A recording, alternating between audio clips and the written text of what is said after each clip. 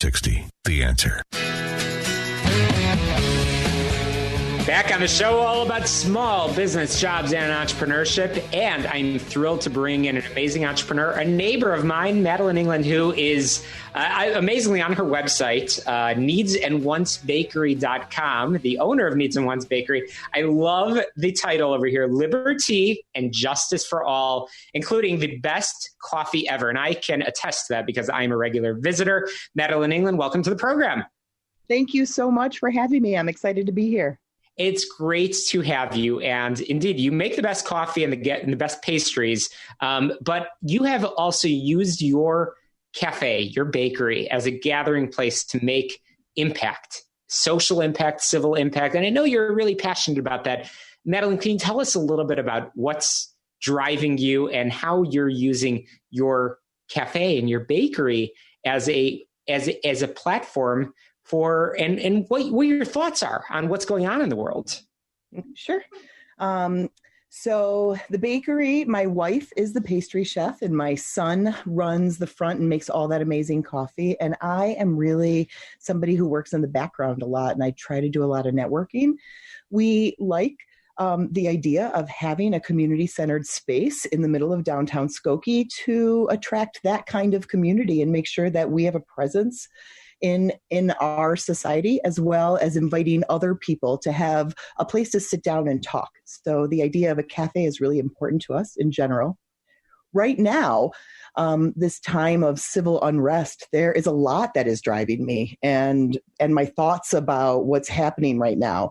And I know this is radio and you can't see me, but I am white. And I wanted to explain that to you because I have a new perspective on racism and considering race in general, and a new way of thinking about the civil unrest. And I thought that I could share that a little bit. Please do, Madeleine. Please do. That'd be great. Because our listeners, our entrepreneurs, our business owners, they're on the ground floor of what's going on in society. So your perspective is so important. That's what I wanted to bring you on for. Madeleine, please elaborate. Thank you. So I have one son who is 25 years old. He is also white. And since then, I got married and I have had, my spouse came with two small children and both of them are Black. And well, they're mixed race actually, but the way that I have understood things now is that society really sees them as Black. There is really no such thing as mixed race when you're thinking about people's race and you're looking at people and identifying them in a way. So I have experienced a little bit of the racism that has been happening I should rephrase that. I'm sorry. I personally have not experienced the racism. I have seen that. So for example, when I was at the gym with my youngest son, he was working out right next to me. And we were in a private class that I had been in for quite some time. And a woman walked in and went right up to my son and said, "Are you here with somebody, little guy?" And, I was standing right next to him and I was really surprised by the whole thing. We were together. There was no one else around us. And it seemed obvious to me that he had to be with me. But I guess since we were different colors, it did not occur to her that we could be together. And that was something that I had not experienced with my older son, who is white. And that kind of sort of experience made me really look at things differently. And so I became really in tune with how a lot of our young Black men are being hurt and killed. And I became concerned about that for my own child as well. And it is a different perspective for me because I did not have that same concern with my oldest son. I instilled a lot of values in both of my children that you are important, you are valuable, you belong.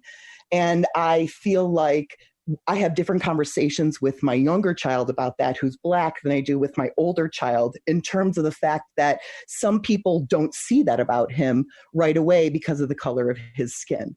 Madeleine, do you think that there's an actionable thing that we can do? Is there something that you want to see from business owners?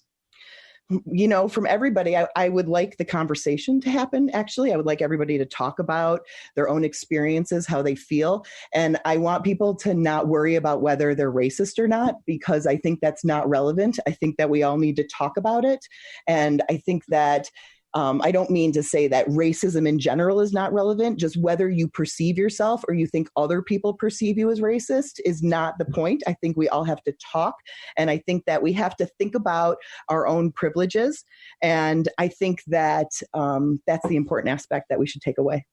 Amazing. And I want to have you back on, Madeleine. I wanted to introduce this because the information this conversation is so important, and it's important that people understand what is going on. And some of it is unconscious bias. Some of it is perhaps conscious, but the important thing is that people are making a difference. I always say this to our listeners: make every day a little bit better than the day prior. And that's what's really important, and make an effort to make this world a better place. Madeleine, you have an amazing gathering place in downtown Skokie, as you mentioned. Can you share how people can learn more and perhaps sit down for a conversation, obviously socially distant?